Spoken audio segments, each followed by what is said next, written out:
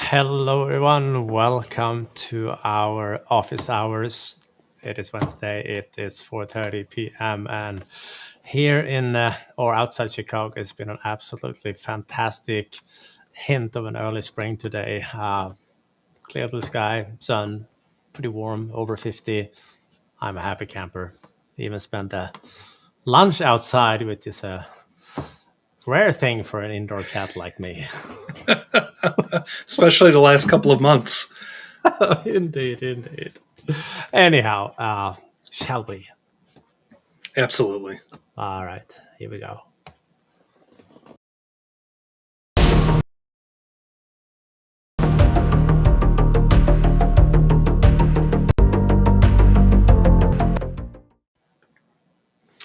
All right then. Hey, Andrew, how's it going? You pretty much said it. Nice to get some warm weather. Although I'm a little nervous about it, I've got a couple of plants popping up already out of the ground. Because a little nervous because I get the feeling that we'll probably have a couple of more cold days here before we really see spring. Absolutely not allowed. I know. I said the same thing, but for some reason they never ask our opinion, Johan. I wish they would. Yeah. But it's Wednesday. We have office hours. We're halfway through the week of meetings. That I think is something to be happy about. Absolutely. Yes, sir. So not only that, though, I've got a couple of things that I came across in the community over the last week. I think we maybe should talk about those. Let's go. Let's do it. All right. If you want to share my screen, I will. Yeah, I will. Hey, that looks like Intune. It's almost like we've been.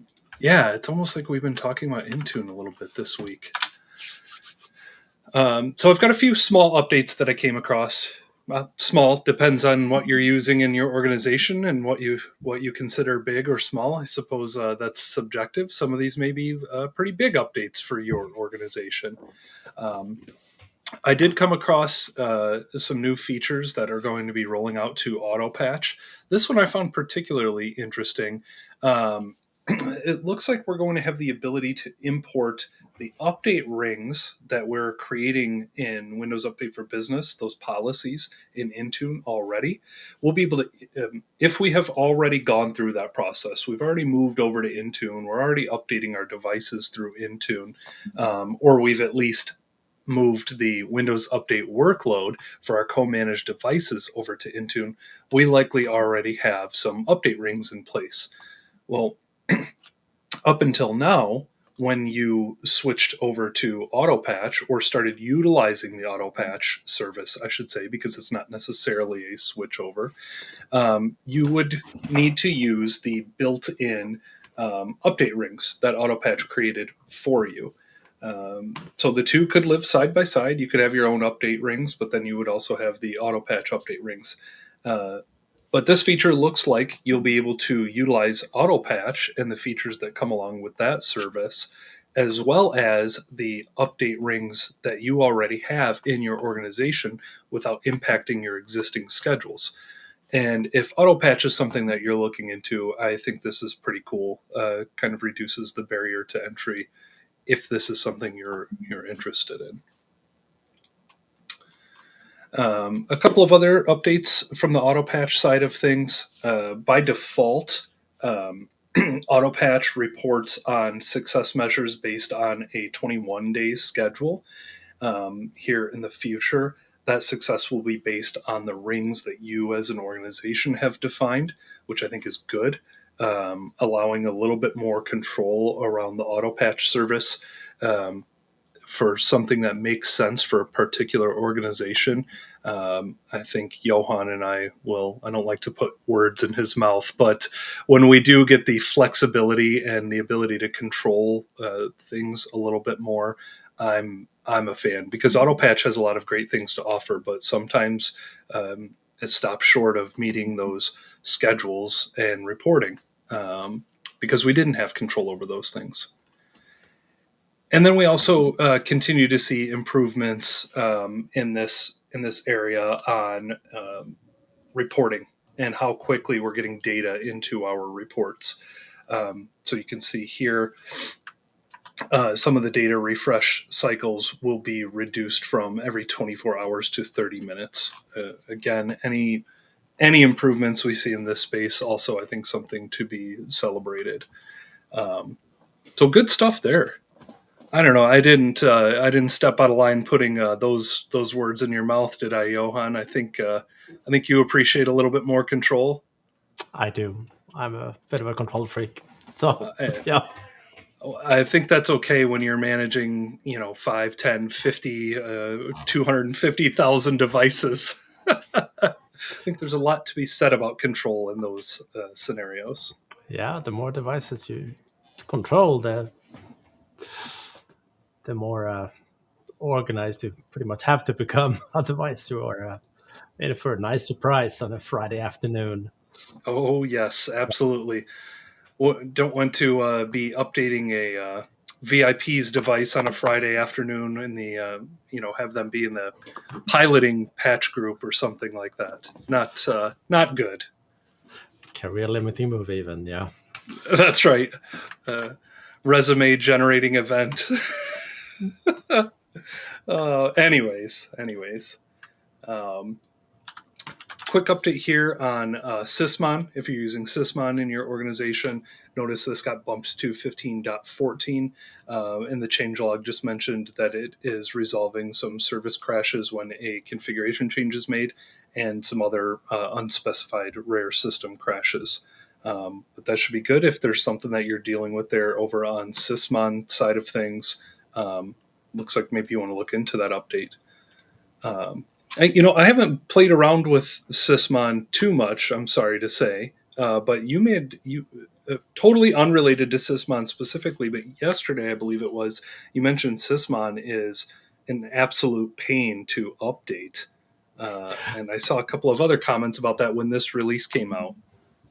Now it's more like it has to be uninstalled from the device first, and the driver need to be unloaded. And sometimes that requires a reboot. So we ended up using sequences for that. Okay. So one sequence that does the uninstallation and unload of the driver, the reboot, and then a second one to actually install it. That solved that problem. But other than that, it's okay. Okay. Good to know. So it's not so much that it's a huge pain, it's just a little bit different. You're not updating on top of whatever's installed already.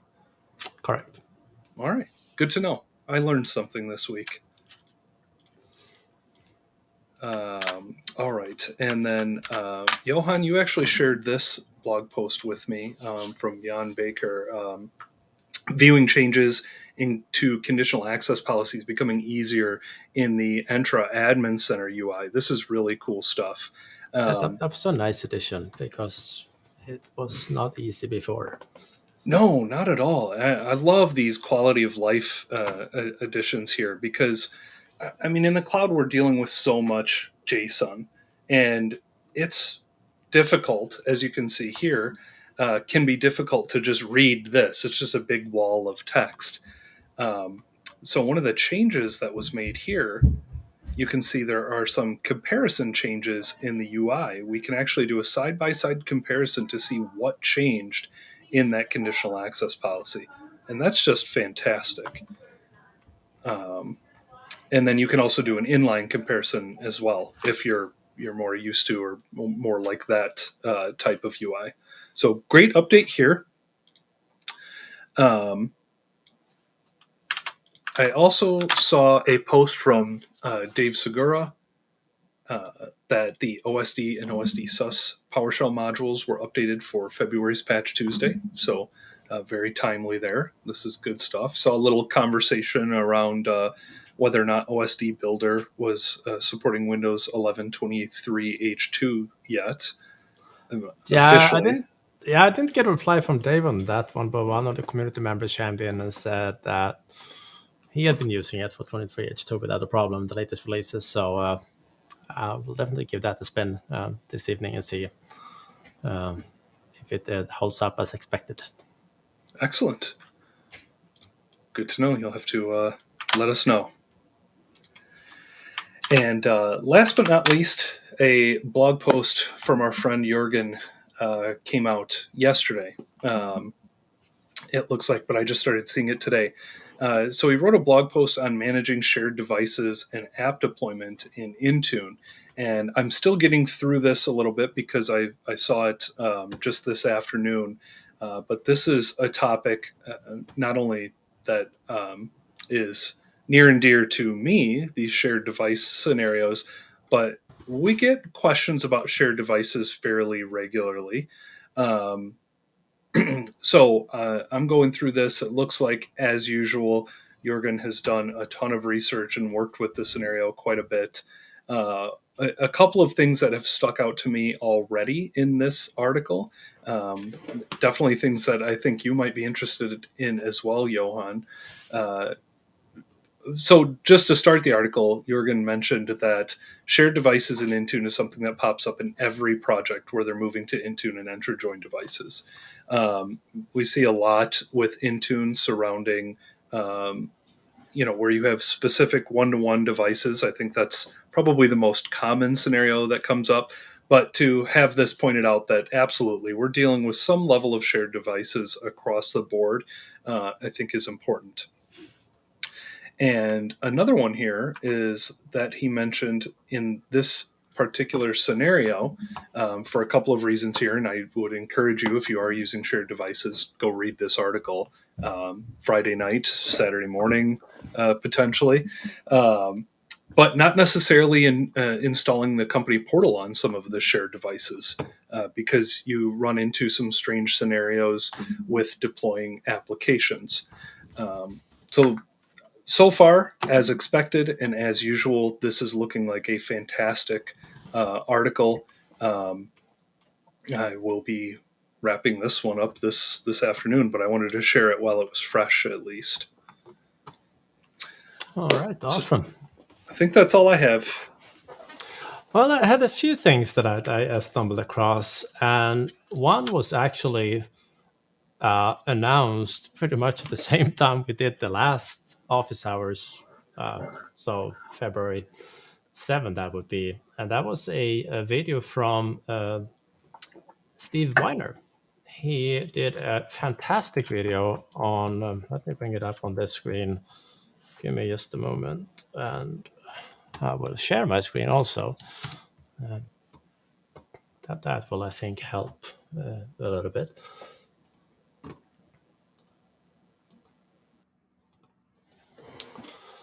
So it was this video here that used the Autopilot branding solution from Microsoft to deploy branding during the Autopilot process, and not just putting in like still not seeing your screen, Johan. Sorry. What the heck? Sorry to interrupt. Thank you. Let me double click on yes over here, and I will fix it right away. How about now, sir? That looks like your screen. Perfect. Beautiful. Backtracking. I stumbled across this great video from Steve Weiner regarding a branding solution for Autopilot that Microsoft put together a little while back, and not just setting the background screen and stuff like that, but also removing unwanted applications, etc., during the deployment. So it's up on their YouTube channel, of course, but I highly recommend keeping an eye on this one. It was a great video. I picked up some good stuff myself on it, and of course some commercials apparently also. I do not want to, but this was a great video. Highly recommend watching it, and we'll put the link where we usually put the link. So I also I worked on the blog post, a small one, this week, or well, yesterday. On how to disable data deduplication. I had a volume where I needed to get rid of it because I needed to use that volume for something else. And it took a little bit of research, but it turns out that this particular job, when you flip it with the unoptimization switch and you combine it with both full and wait, will not only fully decompress the data, it will also, when it's done, go ahead and disable the data deduplication for that volume. Now, it took a good while. Even a small volume can take 10, 20 minutes to undedupe, but it did the job. and I was a happy camper. And I also started to work on another blog post. It's not yet finished, but I figured I can show you a little bit about the progress. I've been blogging about CPAC before, which is an open source 7-zip type utility, but it knows about data deduplication. I've been starting to using that for backups. Because if you have, in this case, I have 10 some servers, there are obviously chunks, blocks in all of those virtual hard drives that are identical. And there is no point of copying them over the network. So I'm using this utility to archive it down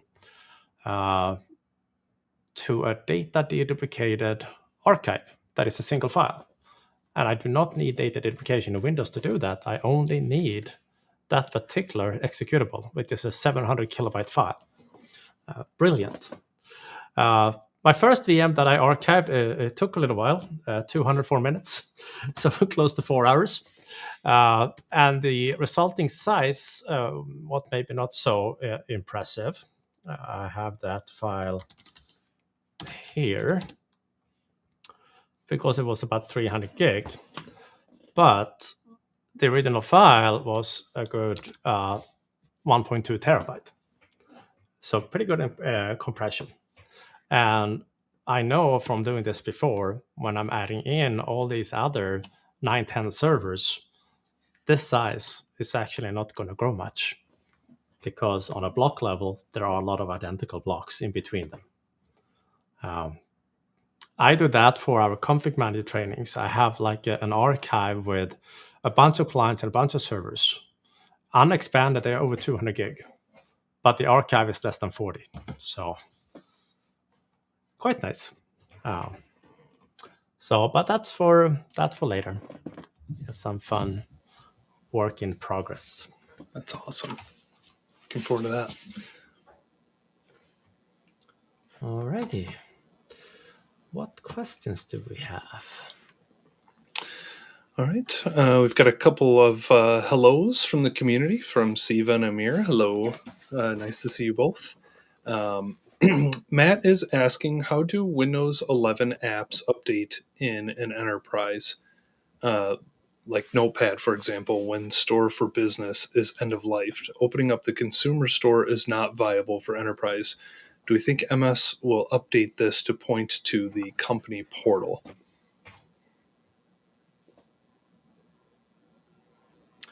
So I think it's important to know that the Store for Business was because it's gone.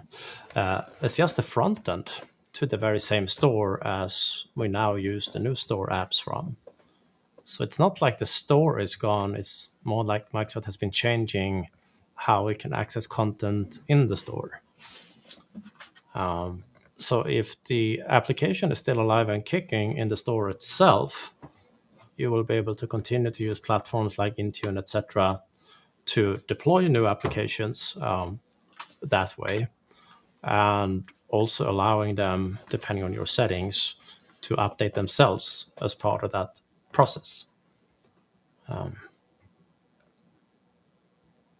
I know you have been working a little bit more on the store than I have, but yeah, mostly on the deployment side, though, and with the new store in really a limited number of applications. Let's see. Matt just added a couple of comments here. When you click the install update for Notepad, it takes you to Store for Business, and user gets a message that it's blocked, and we didn't block it. Interesting. So install update from Notepad.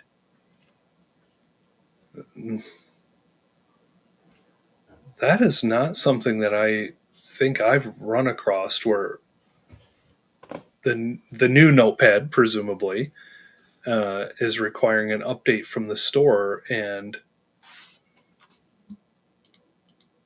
it's taking you to the Store for Business. Interesting. no, I haven't seen that either. Maybe someone else in the community have, but I have not stumbled across it. Yeah, I mean, for the most part, Notepad for me has been the new Notepad has been pretty seamlessly updating and things like that, at least presumably in the background. But yeah, like Johan said, if anybody else has any information on that, please share. Siva's asking, what is OSD Cloud? Can we please give some information on that? Quite simply put, it's a community solution to do cloud imaging. One of two community solutions to do that. Microsoft has one on their own, and that's the Cloud Management Gateway part of, or integrated with ConfigMgr. But OSD Cloud is indeed a. I can show how it looks. It's a PowerShell module. Well, let me bring up the documentation. So OtheCloud.com will take you to David's project, and he has been helped out with Gary Block recently a lot. Hours and hours of time spent on this one. But it is a solution to deploy images over the internet, including drivers, and the drivers are pulled directly from the vendors. The images are pulled directly from Microsoft, so there is no cost to using this one. And when you install this PowerShell module, because it's up on the PowerShell gallery, to get a full structure on your system, OSD Cloud. And in here, there are some ISO files created. One that doesn't prompt you, so a quiet ISO is a good ISO. And this one that actually does prompt you to start a deployment. But if I take a blank virtual machine, let's see, test number 3 here, I go to a clean snapshot. I'm going to move it to a location where I'm guaranteed to have internet access. I'm going to move it out to my external network.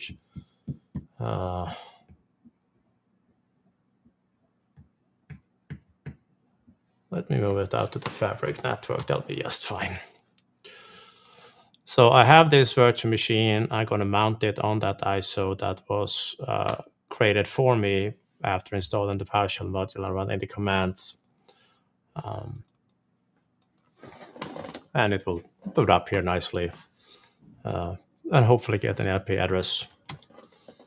So this is WinPE booting up, and David figured out how to, in WinPE, download modules from the PowerShell gallery, which is pretty dang cool, I'll say. He also figured out how to borrow components, or basically use WinRE as a boot image for imaging. And that gives us the pretty cool opportunity to do deployments over Wi-Fi. Might not be the absolute quickest option, but it is a option. And it's available. So you will see here that it's trying to install Wi-Fi eventually for my virtual machine here. That's not going to work very well. But if you have a physical device with a Wi-Fi adapter, it will be able to do that. So, but long story short, boot image starts up, recognizes we have a network connection, and shortly it will start to update the PowerShell module for OSD Cloud. That happens about right now in that mix.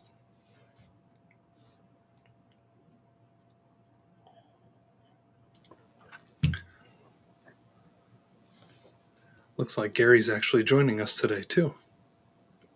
Of course he is. Of course he is. Welcome, Gary. Hey, Gary. I actually was reading one of his scripts early this afternoon, locating the Pantalog files. He had a nice snippet for that. Anyhow, this one booted up nicely, and this is just the default behavior of the boot image. You can change this. You can have this fully automated, no questions asked, no nothing, just starts right away. It's up to you. It's just WinPE. But now I have the option of starting OSD Cloud, and there are a few different options available to kick it off. But I like the one that has the old style little wizard. This was one of the first iterations of the module that came out. But if I run this one, it's going to shortly show me a single pane deployment wizard that is more or less impossible to do mistakes in. You have to really put in an effort to not get that done right. So give this a minute to load. So I picked the version of Windows I want to deploy. I picked a particular SKU that I want to deploy, and then I will pick a driver package for whatever model I have that I want to use. So if I want to deploy a Dell Latitude 3120, I will pick that one, and I will hit start. And from now on, it will contact Microsoft eventually and get the boot image. Get the OS image. It will prompt me to overwrite the hard drive. That's something you can change in the product or in the solution. It's just that that's the default behavior. It will ask you, would you really want to wipe your disk? Yes or no? And I'm going to say yes to this one. And now it will shortly contact that Microsoft download servers. And you can already see here, it is, if I zoom in here, it is downloading the OS from one of Microsoft's many CDN servers. And the beautiful thing about doing this way compared to using a cloud management gateway is that you don't have to pay for this download. When you have stuff up in Azure, usually you have to pay for everything you download, and a deployment usually sets you back about $1 because you have to pay $0.087 per gig that you download, and if you download 10 gigs, that's close to $1. But if you have a really quick internet connection, I don't at the moment, you can deploy a machine in about 5-6 minutes this way. But from now on, it's a fully automated deployment. It will download the image, will download the drivers, reboot, and I'll come back in Windows. And there are also some integration with Autopilot and other things. You can have it enrolled automatically into your Intune tenant. But this is a brilliant community solution on if you, the goal is to get Windows deployed quickly. So yeah, that's what OtheCloud is, at least the shorthand version of it. Fantastic. Yeah, I like it. It's cool stuff. I might have to. I'm feeling a little competitive this evening. I might have to test the time on my internet connection, see how quickly that comes down. That is not fair. I have a microwave link to a tower that is like 3 miles that way, and you have a gigabit fiber. Certainly not an apples to apples comparison by any stretch. No. But Anyhow. An interesting test, and another data point. Yeah. And an excuse to play around this evening in the lab. All right, fair enough. That one you can get behind. Yes, sir. All right. Amir is asking, do we know of a way to replace the classic teams in an O365 offline package created by ODT and config.xml with the new Teams package? We're using all offline application installer packages during our MDT, and it looks like the new Teams now requires its own separate offline package. It's not something I have tried. No, thus far, all of the Teams client updates I've been a part of have just sort of happened automatically through policy. But in an OSD scenario, that's interesting. So you have an O365 or M365 apps package that has Teams being installed as part of config.xml. The classic Teams, I'll call it. Let me see here.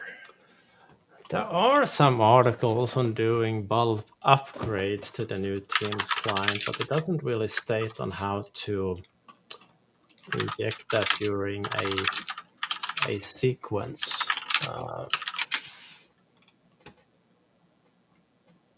I know that I'm pretty sure I just saw recently that the machine-wide installer for the new one just came out.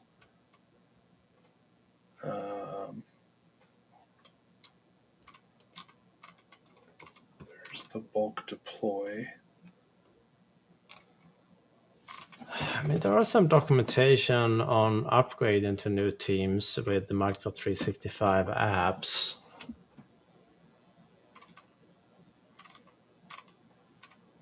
And apparently without changing the old installation, but that is post OSD. Mm-hmm. No, nothing that comes to mind. Yeah, so I think that I found that offline installer Amir was talking about here. Can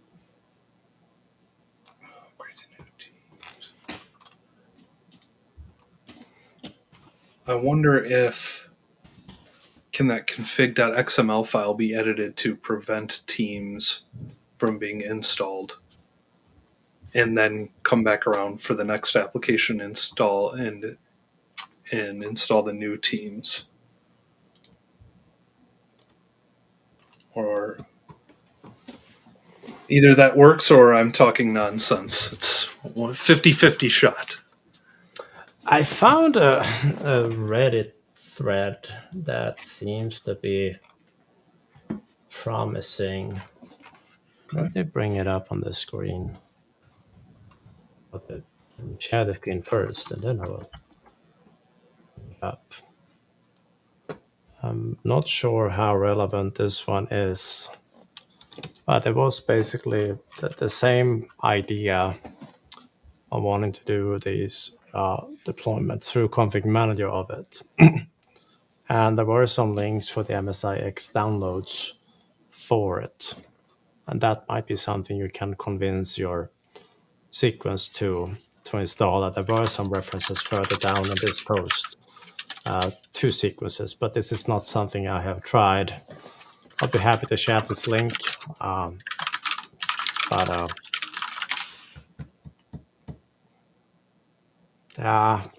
are some notes down here.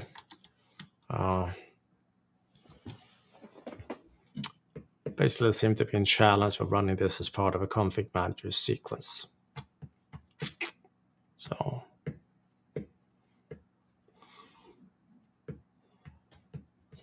I mean, we are heading up to Redmond in March for the MVP summit. If we can get hold of some folks, we can definitely ask the question. But this is not something I have tried. If anyone happen to know, by all means, let us know. We'll be happy to share that information. But it's not something I've tried. All right. Oh, good find though. Hopefully that Reddit post helps. One can hope. So let's see. Amir said disabling the classic Teams install in the XML is possible, but then the new Teams needed to be packaged separately, which will be one more package for us to maintain and keep up to date. Yeah, so I wonder if in that case, when do we have until end of March? I think that new Teams becomes the default. And old Teams. I love these names for all of these applications these days. Old Teams, new Teams. Anyways, I think that's end of March. So my hope would be that that XML install becomes the new Teams after that point. Fingers crossed. Yeah, I'm looking forward to the new Teams. yeah. Or Same. the final Teams. Version 1.old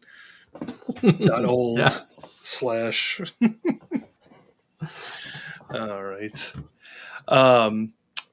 Siva just wanted to thank you for the detail about OSD Cloud. And a thanks from Amir as well for looking into the Teams thing. We'll keep an eye out too. I know that's going to be a big thing for organizations here over the next month, so we'll try to keep an eye out, Amir, on any updates on the Teams new Teams deployment. Yeah. All right, we've got. Oh no, it looks like this was related. Are you still working? Just a follow-up question, I think, to Amir. Are you still working with a package you created some time ago? Try recreating the package with teams not excluded. All right, so maybe that will help. Mm-hmm. Thank you for the tip. Mm-hmm. Any other questions? We still have 24 minutes ago. Plenty of time. Absolutely. That was a nice comment there from Siva that new teams seem to be better. I agree. I have better experiences with it. It's easy to switch accounts, quicker to switch accounts for sure. I had some troubles in the beginning with messages not showing, but that has been solved since, and I've been using it exclusively now for 2-3 months. So same. They finally seemed to. If you have multiple accounts, like some of us do, switching accounts was not only challenging in the old teams on Windows, impossible.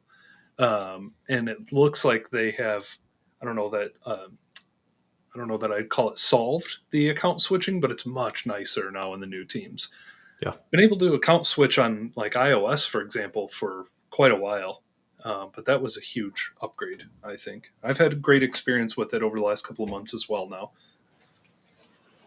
Yeah, totally agree. All right. Anything else out there?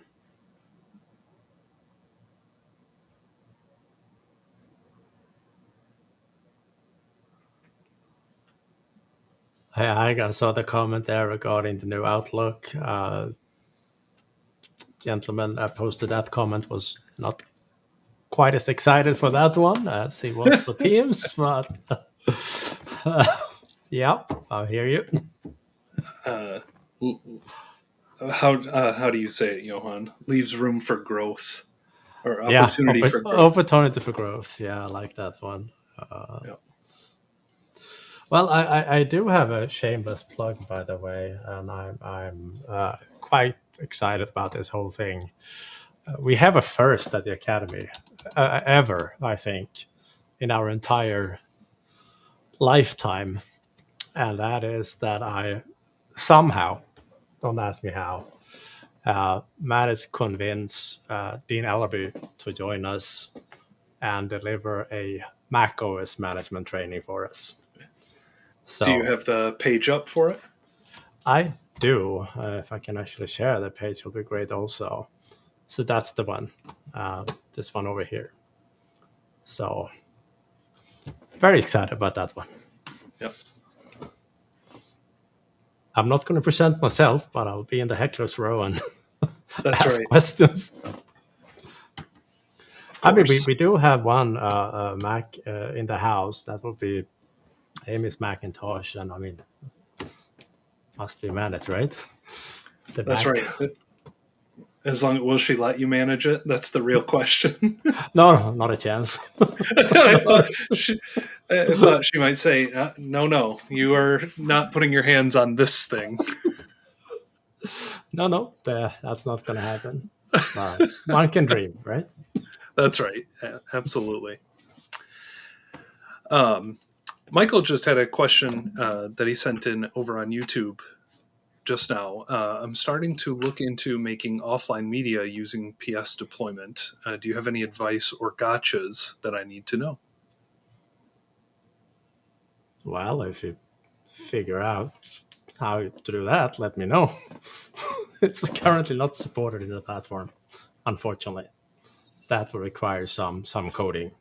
Right now, we are purposely blocking it. We don't allow it because we didn't have time to develop it. But if you figure out a way to do it, I'll be happy to share those files. That is certainly a gotcha. Well, it's more like a by design type. We Sure. ran out of time, and yeah, Only so many hours in the day. pretty much. Pretty much. He said that's what he needed to know, but thank you. Perfect. There was like when we started that project, the estimation was that maybe 5 weeks to get like a first base version out. It took 5 months to get the first version out. And then it took another 2 years to be at the level where we are now. Turned out it was harder than we thought to take 35,000 lines of VB script and convert over to PowerShell. I could see that. That's quite a bit of work. It's a lot of VB script. Yep. But yeah, and you guys made, it seemed like, was it last year or the year before? It seemed like you guys were making a pretty big push to get some new updates and stuff out there. Yeah, the releases last year was the biggest one yet, so we're very excited about that. We even got some help from Microsoft to write us a nice deployment wizard. That's right. Dick Tracy, who is one of their consultants, helped out. He spent about a year on that one alone. Not like full time, but on his spare time. So yeah. If I recall, that was a few hundred lines of code, at least. 1,000 lines of code. That wizard. It's hard to write responsive wizards in PowerShell, especially when there are multiple pages and multiple threads, and it's just hard. Run spaces and whatnot. Yep. Yeah, fun stuff. But he did it, and it looks very nice. Oh, thank you. Thank you.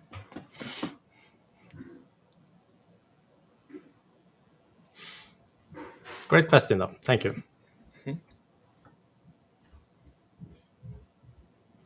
Anything else out there?